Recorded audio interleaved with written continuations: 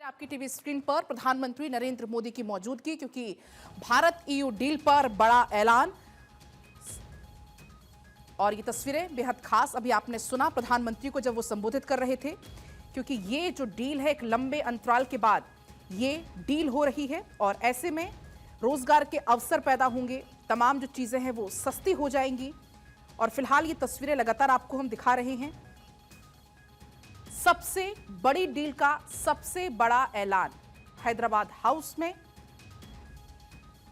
की तस्वीरें आपको फिलहाल हम दिखा रहे हैं, जहां पर प्रधानमंत्री नरेंद्र मोदी की भी मौजूदगी है। और ये जो डील होने जा रही है, इस डील को एक गेम चेंजर के तौर पर भी कहा जा रहा है।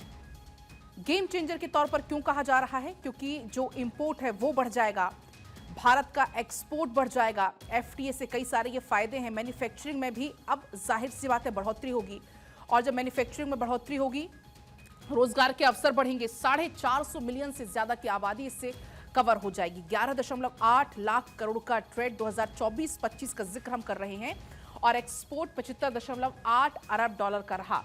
लेकिन अब पीएम मोदी ने ईयू नेताओं के साथ इसके पहले उच्च स्तरीय बातचीत की। आपने देखा कि एक बैठक होती है रक्षा मंत्री के साथ भी, तीनों सेनाओं के प्रमुख भी उसमें होते हैं, और रक्षा के क्षेत्र में चर्चा की गई। और फिलहाल अब ये तस्वीरें हैदराबाद हाउस से आपको हम दिखा रहे हैं।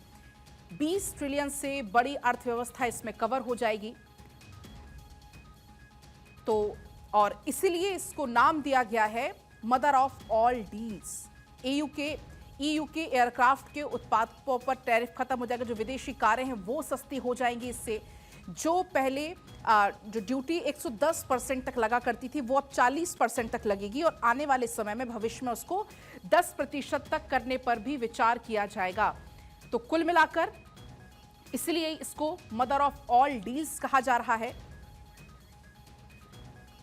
और फिलहाल ये तस्वीरें हैं एफटीए से क्या कुछ फायदे होने वाले हैं। ये जो भारत और ईयू के बीच में ये जो ट्रेड डील होने जा रही है, इससे कितना फायदा होगा, क्योंकि दोनों ही तरफ ये फायदा होगा।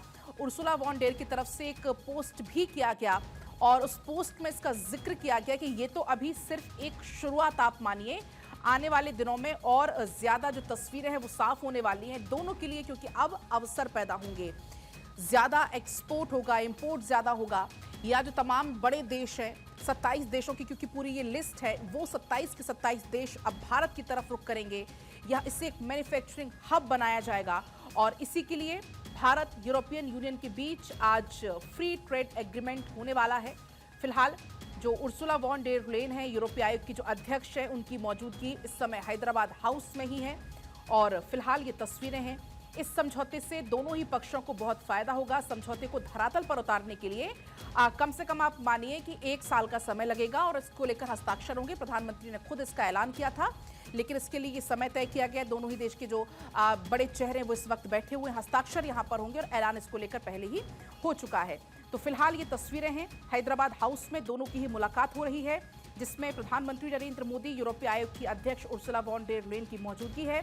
क्योंकि बातचीत तो एफटीए पर खत्म हो गई है, लेकिन जो कुछ प्रक्रियाएं हैं उनको जरूर लागू होने में लगभग ये पूरा साल लग जाएगा। भारत और ईयू के बीच जो कृषि की है और जो डेयरी का क्षेत्र है, उद्योग है, उसकी सीमाओं को एफटीए से बाहर रखा गया है, क्योंकि एक बहुत बड़ा जो हिस्सा है भारत का वो कृषि प्रधान क्षेत्र है, और ऐसे में जो छोटे किसान है उसको दूर रखा गया है, क्योंकि उनकी अर्थव्यवस्था को इससे ठेस पहुंचेगी।